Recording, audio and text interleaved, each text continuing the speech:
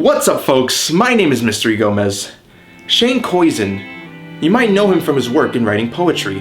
One of the most popular poems he has written was To This Day, a poem about the pain of being bullied and how we need to get through this because we are stronger, even if the bullies, or us for that matter, don't believe so. I'm not the only kid who grew up this way.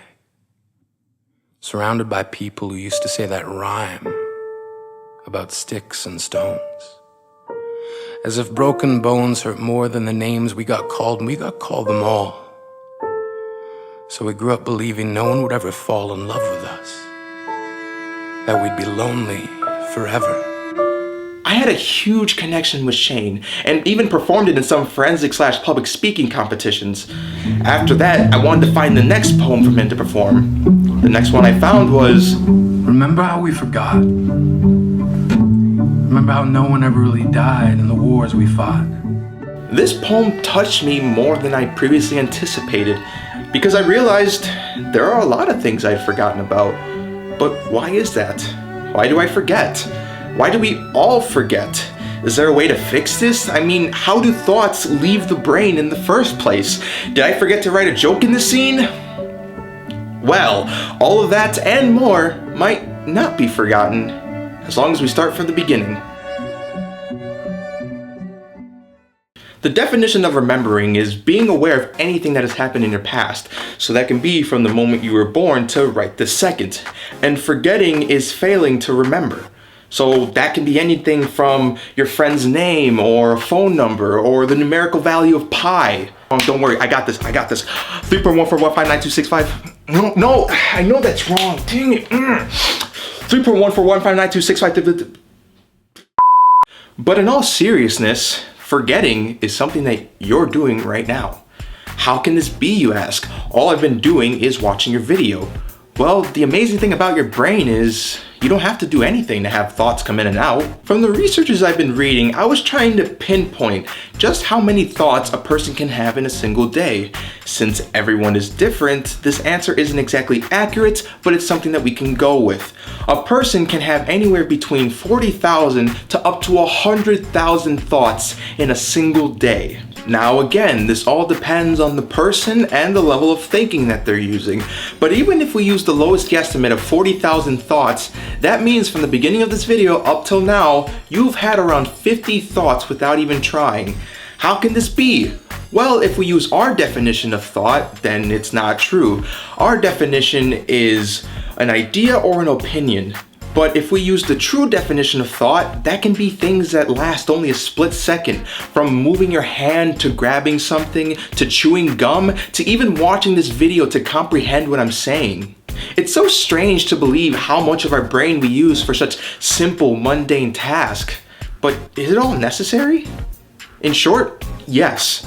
There's been a saying going around that we only use 10% of our brain, and some science fiction films has used this idea to make some interesting films. But do you want to know a secret? We use 100% of our brain all the time. Psh, mind-blowing, I know. Not literally, of course. The brain is split up into parts, and each part of the brain has a certain responsibility. Heck, there are two parts that work with memory alone, the prefrontal lobe and the temporal lobe. They both work with brain differently, but it goes to show you not only how important memory is, but how much brain power we need just for memory alone. In fact, watching this video requires many parts of the brain just to comprehend, to what you're seeing visually, to the words that are coming out of my mouth, to then you comprehending from what I'm saying, then giving an opinion on my video. Saying that you only use 10% of the brain is practically the same that you're dying or in a very extreme coma. So it seems we use many parts of our brain for such simple tasks, and yet we manage to forget. Why is that? Well, to partially answer that, we have a part of a brain that is known as the prefrontal lobe. That is where our temporary thoughts are stored. But if a thought stays in there long enough, it eventually travels down all the way to the hippocampus, where it becomes a long-term thought. That process is known as consolidation. Well, that explains why some of our memories leave the brain, but if you know the true definition of what a temporary or short-term thought is, it's any thought that lasts between 20 to 30 seconds. That can be anything from asking someone thank you to asking them a question, all the way to reminding yourself to make a left turn so you can go get something that you need. But a long-term memory can be anything that lasts longer than a short-term memory. Some examples include where you live, where were you born, your own name, your favorite YouTuber of all time, Mystery Gomez. Okay, so there's a really good chance that I might never forget my name or where I was born. But even though I lived in this house for many years now, if I ever move away and not come back, I might forget the address. Well, that's a long-term memory, so why would I forget that? To partially answer that, it has to do with our cells and neurons. Turns out the hippocampus, or us in that matter, aren't perfect. That's why the more thoughts we have in our hippocampus, the harder our brain has to work in order to remember everything. That's why when you're trying to remember one thing, the less likely it will be that you'll remember something else because of your neurons switching focus to a thought that you find more useful at that moment. Think of it like an attic or a storage closet. You only have so much room, and the more things you have in it, the harder it'll be to find something more specific later on. That's why from time to time the brain does some spring cleaning in order to keep it from overworking itself. So that might be why I forgot the names of the original Power Rangers, but still remember the names of the people in the Avengers. My brain found no use for one thought, but still had use for another. Now let me just say that the brain is a very complicated work of art. Trying to get this script done was even tougher than usual because of how much I needed to know about the brain before diving into the science of forgetting. And the reason that I've been giving partial answers instead of full answers is because there are a lot of ways we forget. I didn't even mention dopamine and how not only is dopamine a drug that goes in your brain after getting excited, but it helps solidify those exciting memories. But at the same time, it can help chip away at those memories, causing you to forget. It's not guaranteed that you'll forget all of it, but there is a good chance you'll forget most of it unless it's a significant thought. Yeah, I know. How do you think I feel? Going to Disney World just to forget most of it. Well, at least I have photos. There is so much information to this topic, all having different reasons, but leading to the same conclusion that humans forget things. And while that science is fine and dandy, I kind of wanted to get a bit more creative, find new reasons that maybe you haven't thought of why we forget things. I mean, isn't that what separates us from monkeys? Finding new ways to do things that might be pointless to some, but not to others? You know, besides the fact that we wear clothes and monkeys don't. Maybe we forget things because sometimes remembering is boring. Remember when I said I went to Disney World? Yes, I actually went. And yes, I did forget some things. But while remembering riding Space Mountain was all cool and all, maybe forgetting the exhilaration encourages me to go back and see all the new things that Disney World has. But that's just one exciting thought. I have so much more. Maybe if I remembered all of them, I wouldn't feel as fulfilled and maybe wouldn't take advantage of the youth that I still have. Maybe forgetting is a defense mechanism. With me being almost an adult, I sometimes look back at my moments as a child. Some of them silly and amusing, others embarrassing and painful. And sometimes it just hurts me just thinking of some of those moments. Maybe forgetting helps me move on, tells me that I'm not that person anymore, I'm someone brand new, and my neurons are switching focus to help improve myself. I mean, they call it a past for a reason, and we have no idea what the future is like because we're always living in the present. Do you guys know what war is? To me, it's probably one of the saddest things that can happen on planet Earth. And while it's sad to see what happens to the lives of the innocent, the only good thing I can say about war is that it at least reminds us the good in life. If we always remembered what was good in life, we would eventually stop doing it or it would lose meaning. I always understand when kids or parents would say, I wish my family would say I love you more, but at least you know what it's like when they say it. And that now you know it can be easy to forget the feeling. So now you have to remind them, you have to switch focus in your neurons to tell them I love you so that they can always remember what it was like when you said it. And what about laughter? If we always remembered what that joke felt like or what all jokes felt like, we would hate laughing just from always remembering it. And what about me with my show Food for Thought? What if I kept remembering the first episode? Then that would encourage me more to just make every other show just like it. When you make a show about trying to learn new things, you kind of have to step out of your comfort zone, meaning learning new things that you've never even heard of before. So in the end, we've learned many ways that people forget, and the end result is that humans will just keep on forgetting. Sure, you can record all your moments in your lives, but that's still just a temporary solution. So, what do we do? just live. Remember what I told you, that memories live on as long as you make them significant enough? Well, make those significant memories every day. Make it so that our weakness will be an excuse for us to keep moving forward, for us to keep getting stronger, and to keep reminding ourselves to remember. Remember how we forgot? So to end off, I want to do something very special with you guys. I want to share you memories that are only special to me and no one else.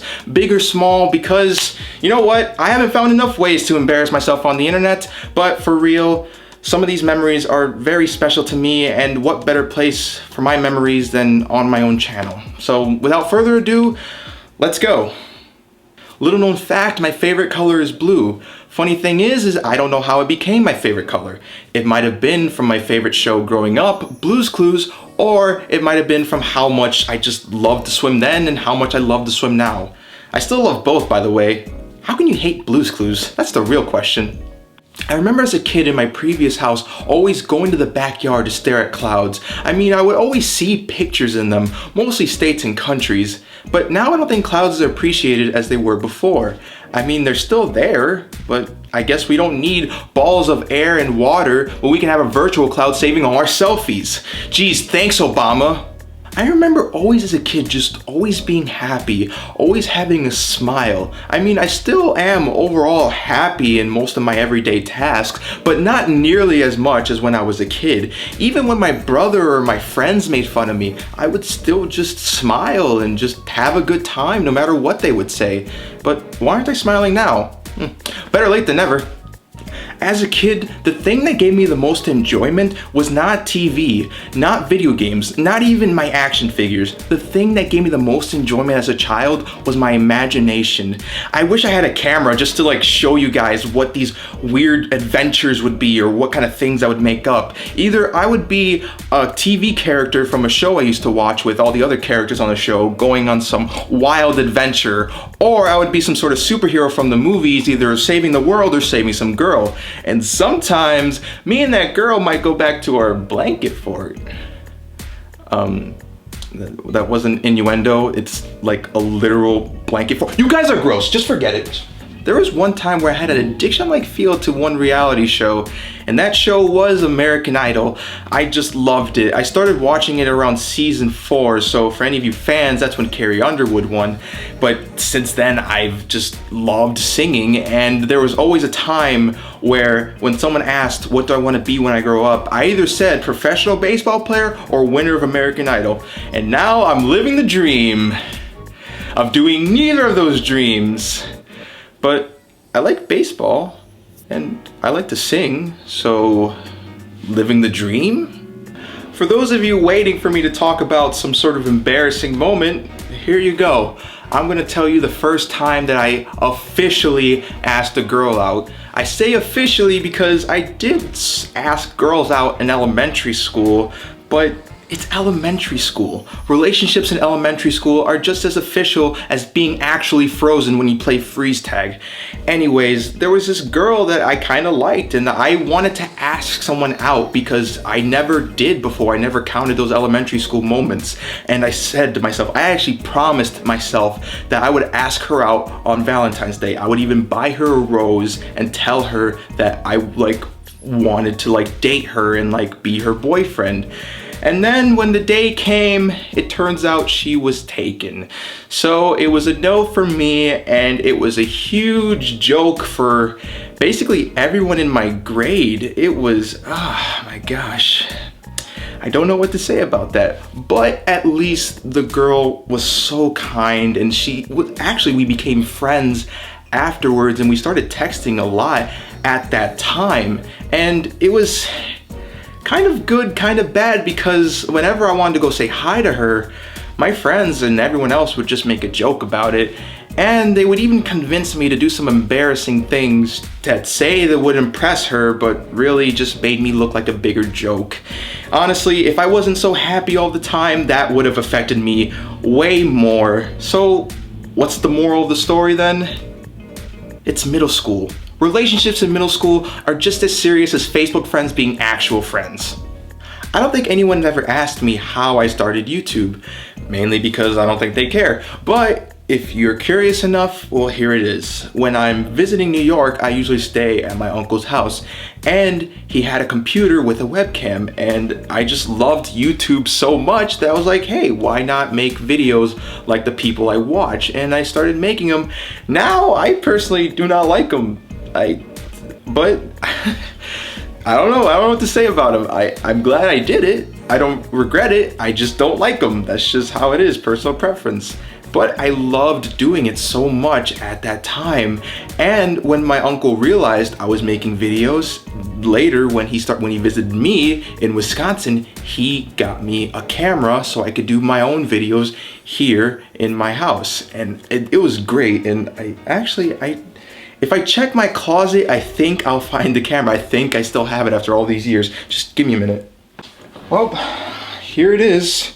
Here's my camera. This is my old outdated camera that I no longer have a charger for. But even if I did have the charger, I probably wouldn't use it anyways because my phone has probably better quality than this thing. But it was at a time before, people had smartphones, so they had to use cameras to record practically anywhere. So this, not many people had at the time, and it's crazy that my uncle, saw something in me and said I had a talent for, and it's really great. But I don't know what he saw, because if anyone sees those old videos, it's just me making skits, just trying to make people laugh.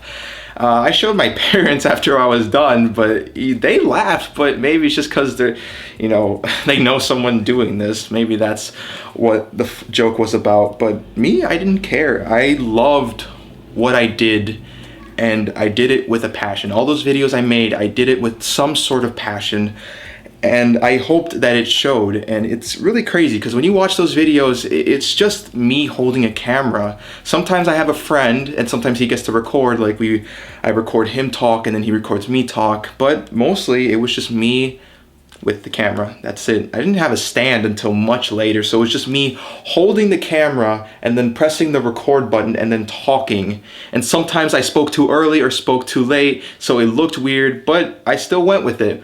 And I had a computer at the time I got the camera, so I had a Mac, and I just used iMovie and just dragged and dropped the videos. Nope, no editing the videos, no cutting the videos, just dragging and dropping. So a lot of them just looked weird and unpaced, but I loved it. And if you're looking at these videos, you'd be like, wow, how unprofessional this is. Look how many mistakes. But actually, it's because of all of those mistakes that this show that I'm recording right now looks the way it is. Because I learned from them. When I made mistakes and I knew them, I owned up to it, and I got better from it. It's crazy just how much you can learn from just doing things on your own. And I also want to thank my mom and dad, because when I'm recording, I want absolute silence. I'm trying to be professional, shh, come on, I'm doing something. It's very huge to me. And they're like, okay, go do whatever you want. So they understood my passion. They still understand it now. So that's great. And I also want to thank my uncle very much. Growing up, he was like my father, and he still is. And he believed in my passion. And it's crazy just how much one person cares about you so much that he's willing to use his neurons to switch focus and think about me and what I love to do. So for my uncle, I'm going to try speaking Spanish. I hope I don't butcher it too much. Gracias, tío, para todo lo que tú hiciste. Tú es mi inspiración para todos los videos que yo hace. I hope I didn't butcher that. I really hope I didn't. Oh my gosh. Oh man. It's crazy. It's crazy. Now, even though some of those memories were my favorite moments in my lifetime, there are still plenty more I could have explained to you all the things I did in my life at such a young age and up till now. And if you can't remember some of those moments in your life, just remember this, that even if you don't remember, those memories and those moments made you who you are. If you like the way you are, good. Go out there and make memories that you will remember. And if you don't like the way you are, find out why, try to change it, and once you think you're there, keep going. and make memories that you will want to tell everyone. Maybe the whole world, like what I'm doing. But if you want to start somewhere, tell me those memories that you have had that like you love to talk about in the comments. I would love to just hear those memories that you guys have and just wish that I was there to experience it with you. And if you could do me a huge favor and like this video and share it to everyone, because I want everyone to know, because we all forget. It's sometimes really hard to just remember all these things, even if it happened yesterday. I don't think I even remember what I had for breakfast. So yeah, let's all connect in some sort of way, and maybe we can all remember. Remember how we forgot? I've been Mystery Gomez. You've been awesome. Until next time.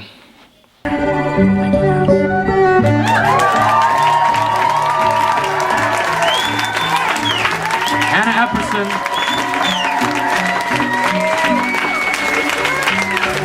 Epperson.